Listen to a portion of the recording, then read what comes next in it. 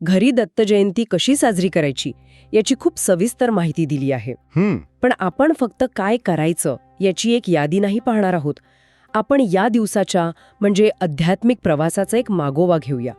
सकाळच्या शांत तयारीपासून ते दुपारच्या त्या सर्वोच्च क्षणापर्यंत. बरोबर. प्रत्येक विधीमागे दडलेला अर्थ काय आहे आणि या सूचनांमधून आपल्याला काय शिकायला मिळतं हे जरा खोलात जाऊन बघूया. हो, आणि मला वाटतं ही चर्चा खूपच रंजक होणार आहे, कारण अशा मार्गदर्शिका म्हणजे केवळ कर्मकांडाची यादी नसते. नाही. त्यातून श्रद्धा, परंपरा आणि त्याचबरोबर सोय यांचा एक सुंदर मिलाप दिसतो. म्हणजे बघा, एका बाजूला काही अत्यंत काटेकोर नियम आहेत, तर दुसऱ्या बाजूला प्रत्येकाला सहभागी होता यावं यासाठी खूप लवचिकताही दिली आहे.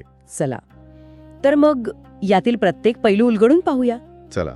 सुरुवात दिवसाच्या वेळेपासून करूया. 4 डिसेंबर 2025 गुरुवार, आणि तोही मार्गशीर्ष महिन्यातला. या योगायोगामुळे दिवसाचं महत्त्व नक्कीच वाढलं असेल. पौर्णिमेच्या वेळेबद्दल काय माहिती दिली आहे?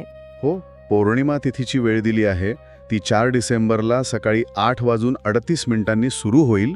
अच्छा. आणि दुसऱ्या दिवशी म्हणजे 5 डिसेंबरला पहाटे 4:44 संपेल. म्हणजे जवळजवळ पूर्ण दिवस आहे आपल्या हातात. अगदी. याचाच अर्थ पूजेसाठी आणि उत्सवासाठी संपूर्ण गुरुवारचा दिवस आपल्या हाती आहे. पण यातली खरी गंमत वेळेच्या अचूकतेत आहे. आणि ती अचूक वेळ म्हणजे दत्त जन्माची. बरोबर. स्रोतानुसार आरती नेहमीच्या वेळेनुसार नाही, तर दुपारी ठीक 12:39 करायची आहे. ही वेळ इतकी नेमकी का सांगितली आहे? यात काहीतरी विशेष असणार. नक्कीच. यामागे खूप मोठं सिम्बॉलिझम आहे. दुपारी 12:39 ही वेळ दत्तजन्माची अचूक वेळ मानली जाते. अच्छा. त्यामुळे या क्षणी आरती करणे म्हणजे केवळ एक पूजा करणे नाही, तर त्या वैश्विक क्षणाशी, त्या दिव्य सोहळ्याशी स्वतःला जोडून घेण्याचा हा एक प्रयत्न आहे. वा. आपली वैयक्तिक भक्ती त्या कॉस्मिक घटनेचा एक भाग बनते. वा. म्हणजे ही फक्त वेळेची नोंद नाही, तर एका मोठ्या सोहळ्यात सामील होण्याचं निमंत्रण आहे. चला तर सकाळच्या तयारीकडे वळूया. स्रोतामध्ये षोडशोपचार पूजेचा उल्लेख आहे. ज्यांना हा शब्द नवीन आहे त्यांच्यासाठी याचा अर्थ काय? अगदी सोप्या भाषेत सांगतो. षोडशोपचार पूजा म्हणजे 16 टप्प्यांमध्ये केलेली पूजा. 16 टप्पे? हो. यात आपण देवतेला एका अत्यंत आदरणीय अतिथीप्रमाणे मानतो. त्यांना आसनासाठी बोलवण्यापासून ते पाय धुण्यासाठी पाणी देणे, वस्त्र देणे, गंध लावणे आणि शेवटी नैवेद्य दाखवणे असे 16 उपचार यात येतात. ही पूजेची एक अतिशय परिपूर्ण आणि सन्माननीय पद्धत आहे. म्हणजे ही एक अतिशय विस्तृत पूजा आहे. स्रोतामध्ये याची सुरुवात कशी करायची हे सांगितलं आहे, विशेषतः मूर्ती किंवा फोटो असेल तर. हो, त्यातले काही महत्त्वाचे टप्पे सांगितले आहेत. सर्वात आधी मूर्ती किंवा फोटो स्वच्छ करावा. जर मूर्ती असेल तर अभिषेक करावा. आणि फोटो असेल तर? फोटोला अभिषेक करता येत नाही हे स्पष्टपणे नमूद केले आहे. अभिषेकासाठी पाणी, पंचामृत, दूध, मध किंवा केशरयुक्त दूध वापरता येतं. यात एक सुंदर गोष्ट सांगितली आहे. काय? घरात जे उपलब्ध असेल त्याचा वापर करावा.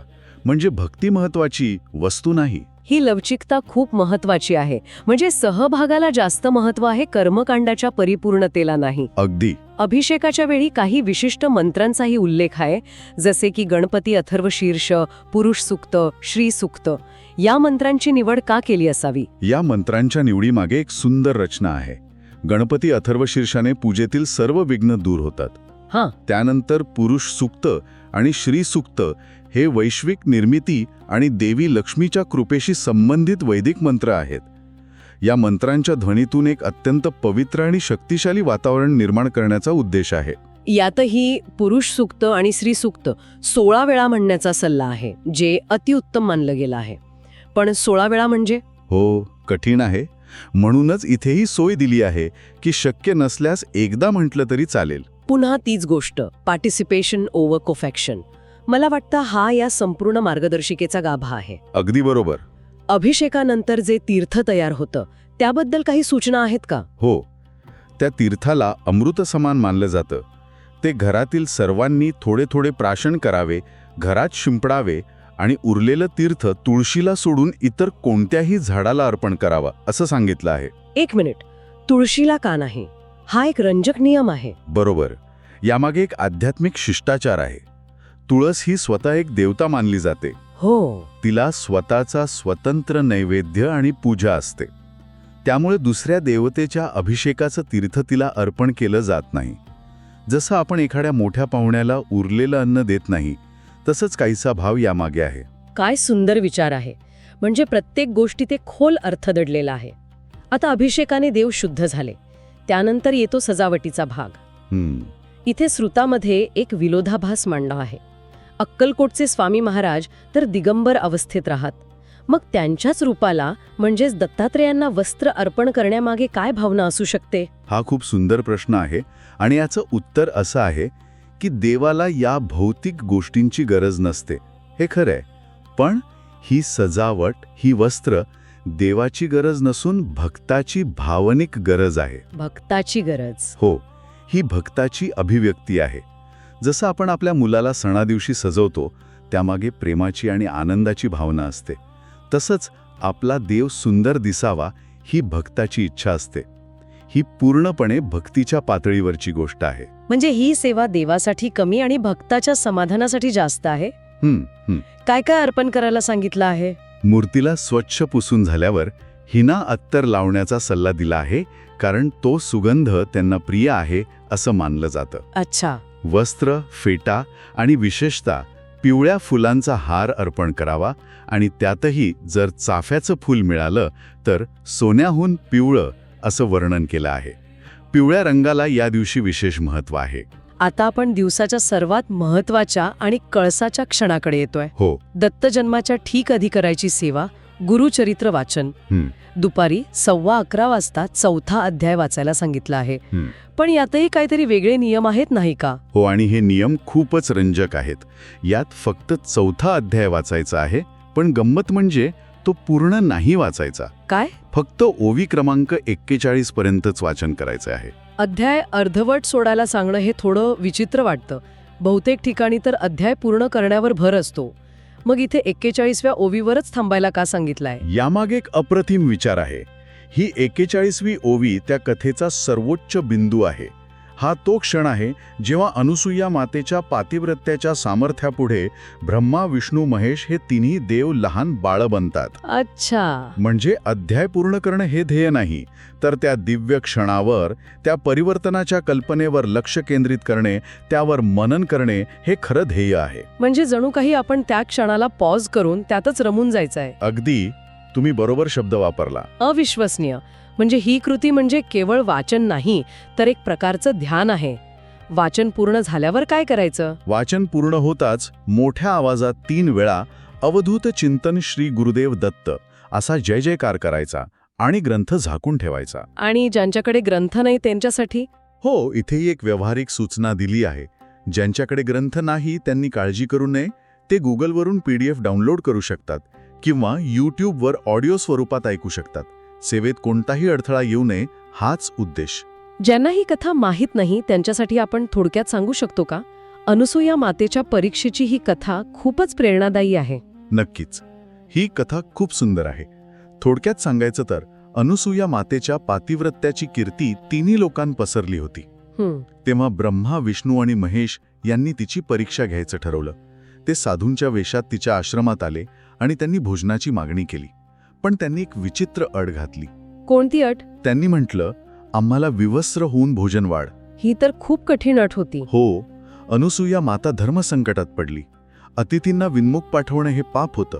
तेव्हा तिने आपल्या पतीच्या अत्री ऋषींच्या तपस सामर्थ्याचं स्मरण केलं आणि आपल्या पातिव्रत्यावर पूर्ण विश्वास ठेवून संकल्प केला.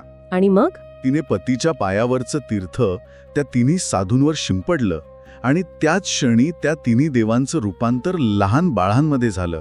हाच तो दत्तजन्माचा क्षण आहे. ही कथा भक्तीच्या सामर्थ्याचं प्रतीक आहे. खरंच अद्भुत कथा आहे.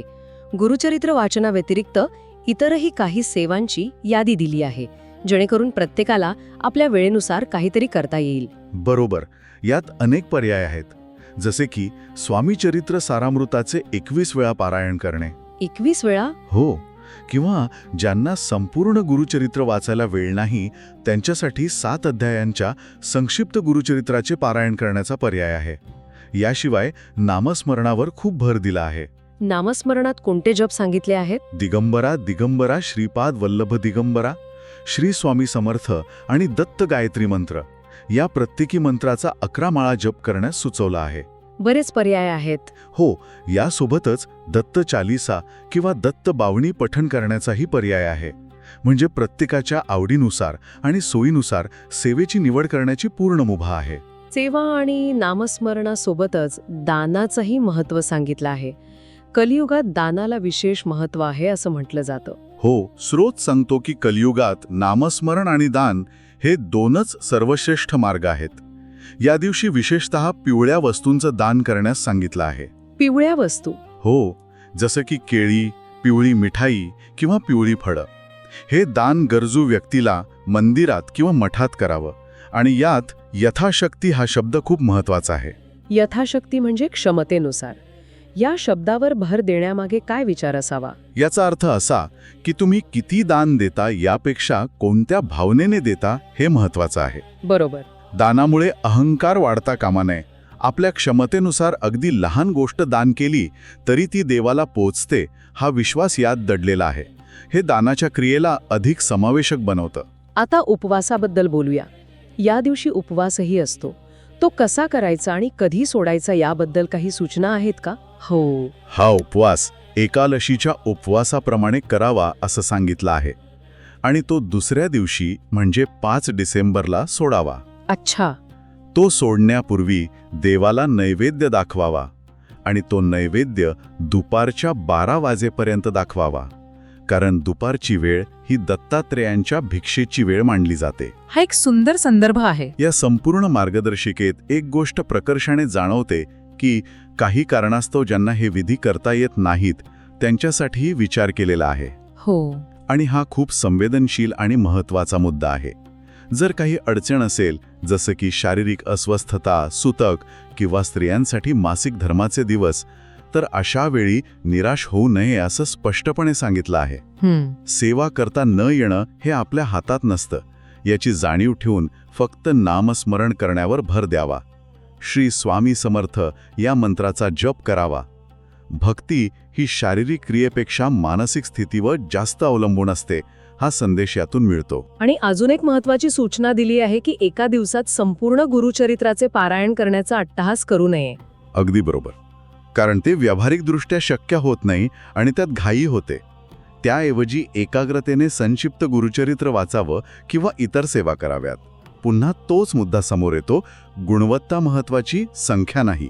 तर या संपूर्ण चर्चेतून दत्तजयंती साजरी करण्याची एक अतिशय स्पष्ट, सविस्तर आणि तितकीच लवचिक रूपरेषा आपल्या समोर आली आहे. यात वेळेच्या अचूकतेपासून ते दानाच्या भावनेपर्यंत प्रत्येक गोष्टीला स्पर्श केला आहे. अगदी बरोबर. या मार्गदर्शिकेचं सौंदर्य हेच आहे की यात 12.39 ची आरती किंवा 41व्या ओवीवर थांबणं यांसारखे काटेकोर नियम आहेत जे आपल्याला त्या क्षणाचं गांभीर्य सांगतात. हो. तर दुसरीकडे PDF वापरणं, उपलब्ध वस्तू वापरणं किंवा फक्त नामस्मरण करणं यांसारखी लवचिकता आहे जी प्रत्येकाला या उत्सवात सामील करून घेते. खरंय. यात कर्म, ज्ञान आणि भक्ती यांचा एक सुंदर त्रिवेणी संगम दिसतो. या सगळ्या चर्चेच्या शेवटी एक विचार मनात येतो ज्यावर आपण मनन करू शकतो. कोणता? स्रोत आपल्याला अनुसूया मातेची कथा सांगतो, जिथे देव तिची परीक्षा घेण्यासाठी येतात, पण तिच्या भक्तीच्या आणि पातिव्रत्याच्या सामर्थ्यापुढे ते तिची बाळं बनतात. हो, परीक्षकच परीक्षार्थीच्या अधीन होतात. यातून देव आणि भक्त यांच्या नात्याबद्दल एक वेगळाच दृष्टिकोन मिळत नाही का? खरी निस्वार्थ भक्ती प्रत्यक्ष देवालाही बदलू शकते, त्यालाही जिंकू शकते. हा विचार या दत्त जयंतीच्या दिवशी नक्कीच करण्यासारखा आहे.